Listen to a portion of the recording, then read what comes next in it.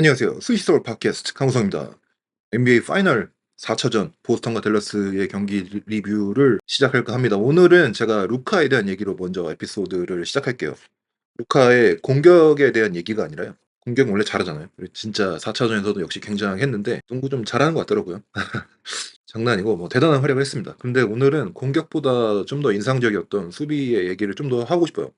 무엇보다 텔러스 전체적으로 수비가 좋았는데 수비를 잘하려면 제 생각에는 이 네 가지 단계가 있거든요. 일단 컨테이닝 더 볼, 그러니까 볼을 가진 선수를 앞에 잡아두는 거가 중요하고, 그다음에 수비 로테이션이 중요하고, 그다음에 파울을 하지 않고 컨테스트를 하는 게 중요하고, 그다음에 디펜시브 리바운드를 해야 이 수비에서의 시퀀스가 끝나는 거잖아요. 근데 특히 첫 번째 단계인 컨테이닝 더 볼, 그러니까 상대 공을 가진 선수를 앞에 잡아두는 게 중요한데, 그중에 하나가 이제 스트레이트 라인 드라이브를 허용하면 안 된다는 거죠. 상대가 공을 잡았을 때 그냥 직선으로 골대로 돌파해서 들어가게 만들면 수비가 진짜 어려워지고, 대신 상대가 돌파를 하더라도 직선이 아니라 약간 수비수를 돌아서 동선이 길게 만들어지면 수비가 좀 더 쉬워지거든요. 앞선에서 스트레이트 라인 돌파를 허용하면요, 로우맨이 완전히 하드 헬프를 들어와야 되고, 그러면은 그 돌파한 선수가 밖으로 코너로 킥아웃 패스를 완전 쉽게 할 수 있고, 그러면 윙에 있던 디펜더가 코너에 완전히 하드 클로즈 아웃을 나가야 되고, 점점 더 이 패스가 갈수록 막기가 어려워집니다. 그런데 볼을 앞에 잘 붙잡아 둘 수만 있다면, 혹은 최소 상대가 스트레이트 라인 드라이브가 아닌 돌파를 할 때 수비수를 돌아서 갈 수 있게 만들 수만 있다면, 로우맨이 하드헬프를 안 가도 되고, 그렇기 때문에 코너로 나가는 킥아웃도 힘들고, 윙 디펜더가 굳이 하드 헬프나 클로저스 안 나가고 스턴하고 다시 자기 수비로 리커버리 하는 식으로 볼을 앞에 잡아두기만 한다면 로테이션도 쉬워집니다. 파울을 하지 않고 컨테스트 하는 것도 이 로테이션이 크게 돌지 않는다면 더 쉬워져요. 하드 헬프, 뭐 하드 클로저스 할 때 이미 디펜더가 많은 어드밴티지를 상대 오펜스 플레이어한테 주고 시작을 하기 때문에 수비가 이점이 없는 상태에서 오펜스를 막아야 되고, 그렇기 때문에 이때 파울을 범하기가 더 쉬워지거든요. 하지만 이게 로테이션이 크게 돌고 있지 않은 상황에서 오펜스 선수들이 계속해서 드라이브하고 패스하고 하다가 결국에 샷클락이 5초밖에 안 남아서 '아 이제 던져야겠다.' 하고 던질 때 수비가 파울을 안 하고 컨테스트를 할 수 있는 가능성이 높아집니다. 마지막으로 인제 디펜스 리바운드는 일단 돌파를 잘 막고, 그다음에 로테이션 크게 돌지 않게 되면 상대가 슛을 쏠 때 리바운드를 잡기 전에 해야 되는 박스아웃의 매치업이 클리어하지 않은 상황이 아니라, 상대 슛이 올라갈 때 이미 자기 매치업에 다 붙어 있고 박스아웃을 할 수 있으며, 또 골밑으로 자유롭게 뛰어서 들어가는 상대 오펜시브 플레이어가 없기 때문에 디펜스 리바운드를 잡기도 쉬워져요. 그러니까 이 모든 게, 이 수비에서의 모든 단계들이 맨 첫 단계, 그러니까 컨테이닝도 상대 공격수를 앞에 잡아두기만 할 수 있다면, 그 뒤에 세 가지는 연속적으로 좋아질 수밖에 없는 이 연쇄적인 효과가 나타나거든요. 루카가 파이널에서 수비에 대한 비난을 많이 받았는데, 그중에서도 가장 많이 받은 게 이제 루카의 로우 라이트가 돌고 있었잖아요. 그냥 상대가 완전 블로우바이에서 스트레이트 라인 드라이브를 허용하고, 그래서 상대 공격수를 앞에 잡아두지 못하는 것에 대해서 비난이 되게 많았거든요.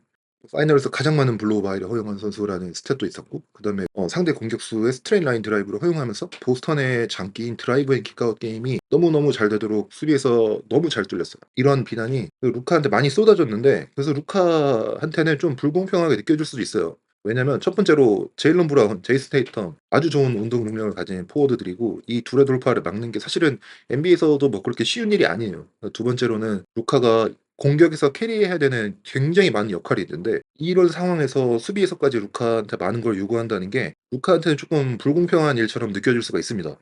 네, 하지만 루카는 이런 비난을 받을 수밖에 없는 선수예요. 왜냐면은 루카의 선수로서의 위대함이 있다는 것을 알기 때문에, 루카 같은 뛰어난 선수들한테는 우리가 들이대는 잣대 자체가 다르기 때문입니다. 지금 이 팟캐스트 들으시는 댈러스 팬분들은 현재 세계 최고의 선수가 누구냐라고 하면 아마 루카라고 대답하실 거예요. 그리고 올 시즌 댈러스 팬들은 루카가 MVP를 타지 않은 것에 대해서 굉장히 분노하고 있거든요. 근데 루카는 그저 그렇게 잘하는 선수가 아니라 현재 리그 최고의 선수 티어에 이름을 올리고 있는 선수고, 마이클 조던, 르브론 제임스와 같은 고트 티어에 올라갈 수 있는 가능성을 가진 진짜 몇 안 되는 선수의 이름을 올리고 있는 그런 티어의 선수거든요. 근데 그런 위대함을 갖고 있는 선수이기 때문에 우리가 루카의 게임을 평가할 때 다른 선수들과 같은 잣대로 평가하지 않죠. 굉장히 다른 잣대로 평가하고, 그렇기 때문에 아무리 루카가 댈러스가 현재 파이널까지 올라온 이유고, 루카가 여기까지 댈러스가 올 수 있도록 해온 모든 것들에도 불구하고 수비의 문제로 비난을 하는 게 루카가 가진 선수로서의 위대함을 챌린지하기 위한 거거든요. 그리고 루카는 모든 다른 위대한 선수들이 그렇듯이 자신에 대한 비난에 확실한 대답을 오늘 보여줬고, 오늘 수비에서 루카는 이런 비난에 대답을 하려는 선수처럼 보였어요. 특히 컨테이닝 더 볼, 상대를 앞에 잡아두는 수비가 루카의 노력이 돋보였던 부분이에요. 이 경기에서 제이슨 테이텀과 제일런 브라운의 돌파를 사이드 스텝으로 따라가면서 막는 장면도 나왔고, 이로 인해서 보스턴의 스트레이트 라인 돌파를 하지 못하자 그 이후의 공격 작업이 모두 쉽지 않았거든요. 그런데 제가 분명히 말하자면 루카가 보스턴의 돌파를 모두 다 막고 뭐 그래서 잘했다는 건 아니에요. 루카도 돌파를 몇 번 허용하고 했지만 루카의 수비에서의 역할은, 그리고 우리가 루카한테 바라는 수비에서의 역할은 완전히 락다운 디펜더가 되라 이게 아닙니다. 최소한의 디펜스에서의 성의를 보이는 거거든요. 그래서 돌파를 허용하더라도 스트레이트 라인 돌파가 아닌 상대가 돌아가서 돌파를 할 수 있게 만들고, 그래서 댈러스의 백라인 디펜더들이 헬프를 갈 수 있는 시간을 벌어주고, 루카가 돌파를 허용한 다음에도 자신도 다음 로테이션을 돌아야 되고, 이런 최소한 것들인데 이전 경기에서는 보이지 않았던 모습들이 저는 4차전에서 보였던 것 같아요. 댈러스의 다른 선수들이나 스태프들도 루카가 락다운 디펜더가 될 것을 요구하지는 않아요. 루카가 공격에서 캐리해주는 만큼 수비에서 루카의 단점을 보완하기 위해 팀이 구성되어 있는 거거든요. 네, 하지만 이를 위해서는 루카가 진짜 최소한의 노력을 해줘야 되고, 그 정도의 노력을 1, 2, 3차전에서는 보여주지 않았는데 4차전에서는 보여줬고, 루카가 수비에서 이런 노력을 보여줄 때 댈러스가 이길 가능성이 훨씬 더 올라간다는 것은 분명한 사실이죠. 오늘 보스턴의 공격이 안 좋았는데 일단 시리즈에서 3대 0으로 앞서고 있는 보스턴이기 때문에 에너지나 노력의 레벨이 반드시 이겨야 되는, 지면 수입으로 시즌이 끝날 수밖에 없는 댈러스와 차이가 날 수밖에 없었던 점은 일단 짚고 넘어갈게요. 오늘 보스턴이 공격이 안 되었던 게 테이텀과 브라운이 3점 라인 밖에서 공 돌리다가 서로 3점 한 번씩 던지고 안 들어가고 막 이래서 공격이 안 되었던 게 아니거든요. 둘 다 게임 초반에 돌파를 하려고 했어요. 시도를 했는데 댈러스의 루카를 비롯해서 뭐 데릭 존스 주니어, 카이리 어빙, 피자 워싱턴, 라이블리, 모든 댈러스 선수들의 절박함이 느껴지는 노력과 에너지 레벨로 좋은 수비를 보여주면서 보스턴의 이런 공격을 막아냈죠. 오늘 또 엄청난 경기를 보여줬던 선수는 데릭 라이블리입니다.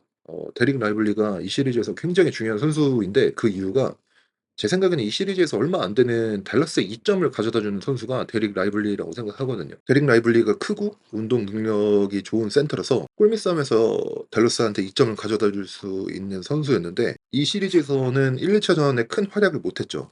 데릭 라이블리가 댈러스가 파이널까지 진출하는데 루키라고는 진짜 믿기 힘들 정도로 놀라운 활약을 해주면서 댈러스한테 큰 도움을 주면서 파이널에 진출했는데, 파이널 1, 2차전에서는 큰 경기에 처음 서보는 루키처럼 보이긴 했어요. 근데 그러다가 3차전에서 좀 활약을 하기 시작하다가 4차전 이번 경기에서 파이널 현재 경기들 중 가장 좋은 활약을 보여준 것 같습니다. 제가 조 마줄라 보스턴 감독의 통계 게임에 대해서 얘기를 했잖아요. 조 마줄라 감독은 보스턴이 어떤 슛 찬스를 몇 개 이상 던지고 어떤 슛을 상대한테 주고 뭐 이런 식으로 통계적으로 게임에 접근하는 것을 되게 좋아하는 것으로 유명하죠. 근데 이런 통계 게임의 한 방을 먹을 수 있는 게 댈러스의 포제션 게임이죠. 이 통계는 결국에는 시도 횟수와 이에 대한 확률에 대한 싸움인 거잖아요. 똑같이 뭐 3 점을 던지는데 보스턴은 40% 확률, 댈러스는 30% 확률이다 하면은 뭐 보스턴이 훨씬 유리한 거잖아요. 그리고 지금 이게 보스턴이 코너 3점 억제하고 뭐 댈러스에 낮은 어버브 더 브레이크 3 점을 주고 우리는 반대편으로 가서 킥아웃 게임에서 어디서 3점 던지고 막 이런 걸 하는 거잖아요. 이런 통계 싸움을 지금 조 마줄라 감독은 벌이고 있는데, 그런데 3 점을 보스턴이 10 개, 댈러스를 20개 던진다면 어떻게 되죠? 이 통계 싸움이 힘을 잃죠. 확률이 낮아도 상대가 훨씬 많은 시도 횟수를 가져가니까. 이 시도 횟수를 더 많이 가져간다는 게 농구에서 무슨 뜻이냐면 포지션을 더 많이 가져간다는 거거든요. 포지션을 더 많이 가져간다는 것은 특히 허슬에서 압도해야죠. 허슬에서 압도한다는 거는 모든 50-50 볼, 그러니까 루즈볼에서 더 많은 에너지로 루즈볼 경합을 해서 공을 가져오고, 오펜시브 리바운드 통해서 우리 팀이 한 번 더 공격 찬스를 가져오고, 이런 식으로 허슬에서 압도를 하면서 포지션을 더 많이 가져와야 되고, 그러면서 보스턴의 통계 게임을 무너뜨릴 수 있는 거거든요. 오늘 데릭 라이블리 미쳤죠. 오펜시브 리바운드 7개 포함 리바운드 총 12개. 댈러스한테 7번의 오펜스 찬스를 더 준 거예요. 댈러스는 포지션 게임을 지금 이 플레이오프 내내 잘 해왔거든요. 루카와 카이리가 볼을 핸들링하면서 플레이오프에서 가장 낮은 턴오버 레이트를 기록하고 있고, 클리퍼스 시리즈 이후 플레이오프에서 최고의 오펜시브 리바운드 퍼센트를 기록하고 있으면서 플레이오프에서 상대방한테 가장 낮은 오펜시브 리바운드를 허용하고 있는 팀이거든요. 다시 말하면 댈러스는 턴오버도 안 하고 오펜스 리바운드도 많이 잡고, 상대한테 오펜스 리바운드도 안 대주면서 더 많은 포지션을 가져가고 있는 팀이라는 거거든요. 포지션 게임에서 이겨야 댈러스가 그나마 보스턴의 이 통계 게임을 깰 확률이 있는데, 그 전에는 잘 못하다가 오늘 4차전에서 마침내 이 포지션 게임에서 댈러스가 승리를 하면서 경기가 대승이 됐죠. 댈러스의 빅맨들, 특히 데릭 라이블리가 보스턴의 작은 선수들이 예를 들면 테이텀이 라이블리에게 매치업이 되는 이런 크로스 매칭의 상황에서 대가를 치르게 만들었죠.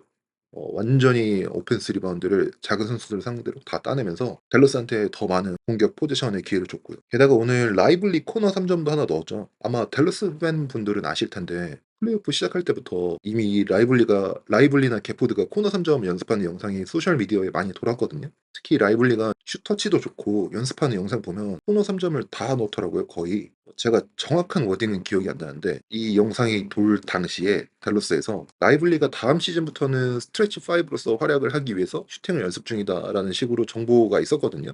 근데 오늘 경기 보시면요. 라이블리가 코너 3점을 던진 게 샤클락이 없고 어쩌다 보니까 라이블리가 코너에 있고 그래서 던진 게 아니에요. 루카가 아이솔레이션 할 때 라이블리가 코너에서 스페이싱을 하고 있고 라이블리를 막는 테이텀이 쟤 뭐지? 왜 코너에 가 있지? 이렇게 하고 안 막았는데 라이블리가 자신 있게 3점을 던져서 넣거든요. 라이블리가 그동안 슈팅 연습하는 영상 보신 분들은 알 거예요. 이게 플루크성이 아니라 라이블리가 연습을 해온 거고 파이널에서 제이슨 키드 감독이 이 슈팅을 옵션으로 쓸 만큼 자신이 있었다는 거고 그래서 그 상황에서 라이블리를 거기 배치한 거고 거기서 공이 오면 쏘라고 그린라이트를 준 거거든요. 그래서 저는 이 장면을 보면서 와 소리가 나왔어요. 라이블리가 3점을 넣었다는 것도 중요하지만 저는 제이슨 키드 감독도 굉장히 이기고 싶고 모든 순환을 다 동원한다는 것을 눈으로 보는 것 같았거든요. 다음 시즌을 위해서 연습하고 있었다라고 분명히 정보가 있었는데 이거를 4차전에서 파이널 4차전에서 사용할 만큼 굉장히 절박했다는 거고 게다가 오늘 베이스라인에서 맥시 클리버가 코너로 릴로케이션 하면서 라이블리가 스크린 걸고 클리버가 공 잡고 코너에서 3점 쏘는 장면도 나왔거든요.